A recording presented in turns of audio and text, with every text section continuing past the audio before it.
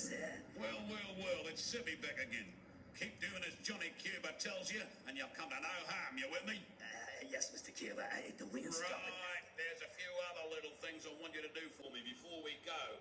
Now listen, this is what... It's Hercules. Hello, what's going on here? Oh, yes, Zebedee. And where are you taking our friend, the well-known Johnny Cuba, eh? What's it to you, Star?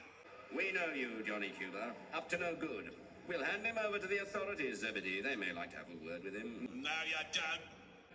Oh, wait a minute. The gangster tried to back out, but collided with Zebedee. Anyway, just to make sure Zebedee rammed into Johnny Cuba, trapping him against the key sign. Well done, Zebedee, my dear. Come on, let's take him in. I'll break your stack for this one. They can't hold Johnny